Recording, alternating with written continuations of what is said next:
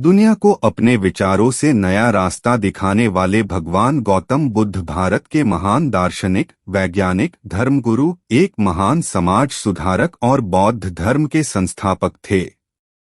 बुद्ध की शादी यशोधरा के साथ हुई। इस शादी से एक बालक का जन्म हुआ था जिसका नाम राहुल रखा था। गौतम बुद्ध का जन्म 563 ईसा पूर्व के समय कपिलवस्तु के निकट लुम्बिनी में हुआ था। इनके पिता शुद्धोधन एक राजा थे। इनकी माता माया देवी कोली वंश की महिला थी, लेकिन बालक के जन्म देने के बाद 7 दिन के अंदर माया देवी की मृत्यु हो गई थी, जिसके बाद इनका लालन पालन इनकी मौसी और राजा की दूसरी पत्नी रानी गौतमी ने की और इस बालक का नाम सिद्धार्थ रख दिया गया। इस नाम का मतलब होता है जो सिद्धि प्राप्ति के लिए जन्मा हो। सिद्धार्थ बचपन से बहुत की दयालु और करुणा वाले व्यक्ति थे। सिद्धार्थ बचपन में जब खेल खेलते थे तब वे स्वयं हार जाते थे, क्योंकि वे दूसरों को दुख नहीं देना चाहते थे। सिद्धार्थ का एक चचेरा भाई भी है जिसका नाम है देवदत्त है। एक बार देवदत्त ने अपने धनुष से एक बाण चलाया था जिससे एक पक्षी हंस घायल हो गया था और बाद में सिद्धार्थ ने उस घायल हंस की रक्षा की थी। उन्होंने वेद और उपनिषद के साथ साथ युद्ध विद्या की भी शिक्षा प्राप्त की।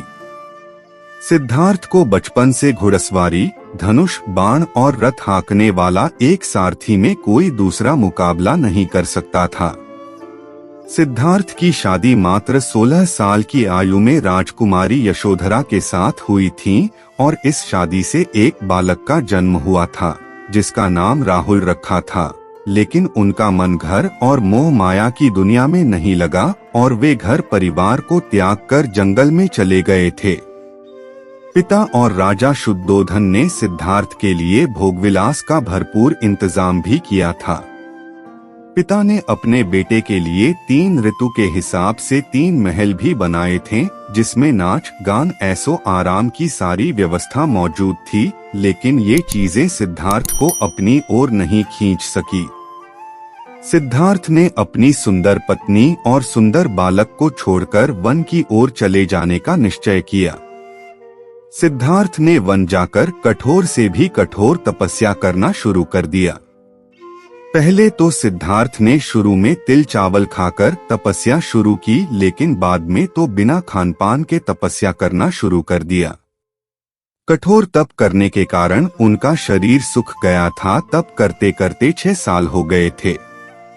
एक दिन सिद्धार्थ वन में तपस्या कर रहे थे कि अचानक कुछ महिलाएं किसी नगर से लौट रही थी। महिलाएं कुछ गीत गा रही थीं। उनका एक गीत सिद्धार्थ के कानों में पड़ा था। गीत था, वीणा के तारों को ढीला मत छोड़ दो, तारों को इतना छोड़ो भी मत कि वे टूट जाएं। सिद्धार्थ को कानों में पड़ गई और वे यह जान गए कि नियमित आहार विहार से योग सिद्ध होता है, अति किसी बात की अच्छी नहीं। किसी भी प्राप्ति के लिए माध्यम मार्ग ही ठीक होता है, इसके लिए कठोर तपस्या करनी पड़ती है। वैशाखी पूर्णिमा के दिन सिद्धार्थ वटवृक्ष के नीचे ध्यान पूर्वक अपने ध्यान में बैठे थे। गांव की एक महिला को एक पुत्र हुआ था। उस महिला ने अपने पुत्र के लिए उस वटवृक्ष से एक मन्नत मांगी थी। जो मन्नत उसने मांगी थी वो उसे मिल गई थी और इसी खुशी को पूरा करने के लिए वह महिला एक सोने के थाल में गाय के दूध की खीर भरकर उस वटवृक्ष के पास पहुंची थी। उस महिला ने बड़े आराम से सिद्धार्थ को खीर भेंट की और कहा, जैसे मेरी मनोकामना पूरी हुई उसी तरह आपकी भी हो। उसी रात को ध्यान लगाने पर सिद्धार्थ की एक साधना सफल हो गई थी।